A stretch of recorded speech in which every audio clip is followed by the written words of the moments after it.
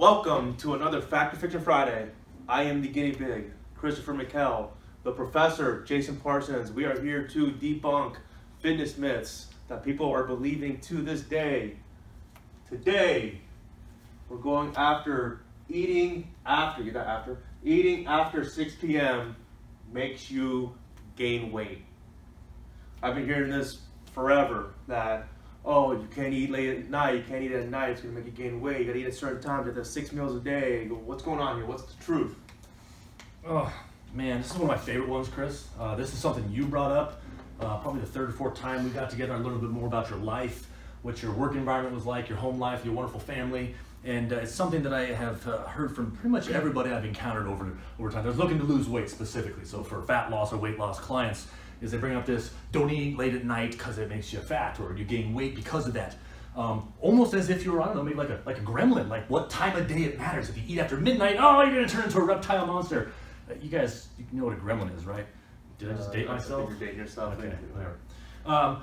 Another metaphor I like to use to help people understand how silly this concept really is, well, what if you're eating on a plane in California and are flying across the country and you lose 3 hours, you end up over here in Florida, boom, you can't eat now, man, you just lost time, sorry, you don't get to eat today, haha, you're gaining weight because you happen to be in Florida and it's later in the day. That's dumb. That's how dumb this whole concept is. The truth is, it doesn't matter what time of day, in a 24-hour cycle, when you eat your foods, as far as how it affects your body from a metabolism standpoint. That silliness is made up. However, I do tend to recommend to clients to not eat later in the day after dinner time, and it's different for everybody. Some people work graveyards, so their dinner time might be 8 a.m., just so you know, so that's another thing to consider from a metaphor standpoint. It's silliness from that aspect. Or someone like yourself, after you get home at 5 or 6 p.m., you have some time to play with your kids, you make dinner, because I know you love to cook, and you might eat at 6 or 7 p.m., something like that. So for you... You see that plenty of industries, like the restaurant industry, they're like, what are you doing? I'm eating lunch, and it's like 7 o'clock. Certainly. Lunch. Certainly, because they work all the way until 11 o'clock at night, so their dinner might be midnight, right? Again, not a gremlin. So the reason I tend to recommend people don't eat late in their day, whenever that is in their day, is because they'll overeat at that time. They get bored, they're watching TV, they're socializing, and food is just falling into their mouth like there's a conveyor belt coming up and it's just falling. They're not paying attention. That's the problem. The issue for most people always comes down to the same laws of physics that I always talk about. Calories in versus calories out. If you have more going in your face than you're using an activity every day, doing stuff, you're gonna gain weight. And unless your goal is to gain weight, that's probably not a good thing.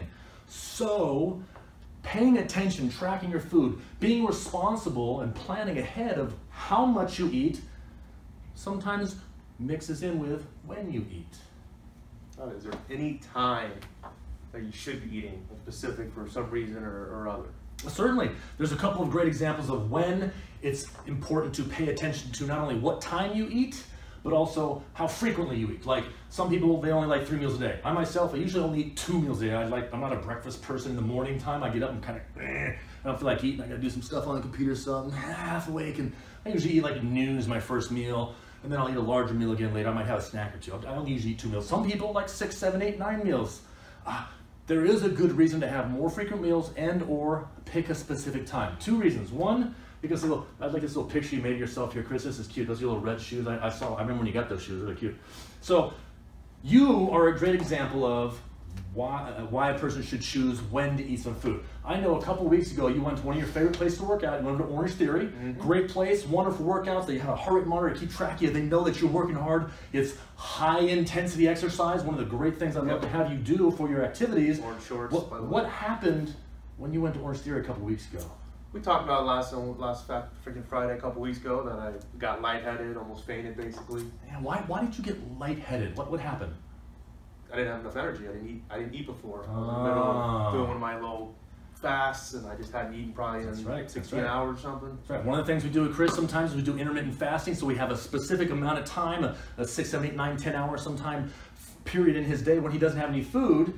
And unfortunately, he misaligned with that fasting period to be right before he went over to Orange Theory. So he didn't eat and have any nutrition, specifically some carbohydrates, some sugars in his muscles, his bloodstream to fuel him through that high intensity workout over at Orange Theory. So he bonked. His blood sugar went, his brain went, and all kinds of other fun sound effects like that, right? Saw those stars. Yeah, not good. Not good stars. It was daytime, so that was a bad thing, seeing stars. So Purposely eating prior to an athletic endeavor, whether it be a workout like you did, or if you're an athlete, you go running, or you're a wrestler, or whatever the thing might be. If you know you have an athletic endeavor coming up, you might want to eat some food prior to that, maybe a couple hours, so it can digest and be absorbed, so that you can get to that exercise, that activity, and feel like a normal human being, right? That's one good reason to specifically choose a time. Another good reason is so that you don't end up on the next Snickers commercial. You guys have all seen the Snickers commercials out there where they got somebody in a construction zone, he's all grouchy and stuff, because he's hungry and angry at the same time. If you don't eat and you get to the point where your blood sugar drops, your poor brain up here gets really irritated with you, and that hypoglycemia, low blood sugar, tends to make people not think straight, not have the energy they need, and you can get kind of irritable, right? So if you have a meeting coming up for 4 hours with your boss and you haven't eaten before that, and you get hangry in there and you start giving them the bird and saying, hey, what's up? That might not work out so good for your job. So I recommend, again, make sure you have some food in your face prior to an engagement so that you don't get hangry, low blood sugar, and not have the satiety, which means you're feeling full or at least not hungry. That would put you in a bad place. So those are two good reasons of choosing when to eat. Another interesting thing is there's a lot of these runs, marathons, things that they start at like 5 in the morning. Certainly. So what time is the start time you can eat? When you said, oh, you can eat after 9, but if you eat at 3 o'clock in the morning, it's a great point. After 9. So a lot of people work early in the day, so they have to go to the gym or exercise really early, like 3 or 4 o'clock, or they go do a marathon or some of the things starts really early. So like, I don't have time for breakfast in the morning. Am I supposed to eat in the middle of the night? Well, if you want to wake up and eat, that's your thing. But how about you just have a large dinner, a little bit more food in your dinner time. That way your body processes it, absorbs it, distributes it. You're ready to go in the morning. Again, purposefully eating at a time to prepare yourself for activity. I think the most important thing we can learn about this whole silly thing up here of not eating after 6 o'clock, first of all, calories in, calories out. That's always the same. Too many calories going in, not enough going out, you're going to gain. More going out than going in, you're going to lose. This is the one most people want, so control the total in. The total, not when you eat it. Additionally, pay attention. Know what your lifestyle is like. Know that if you get lightheaded on a regular basis, you're like, oh God, maybe you should eat more frequently. Maybe you should keep snack foods with you, some nuts or some jerky or something in your pocket, whatever. Especially if you have Orange Theory coming up or you're going to run a marathon.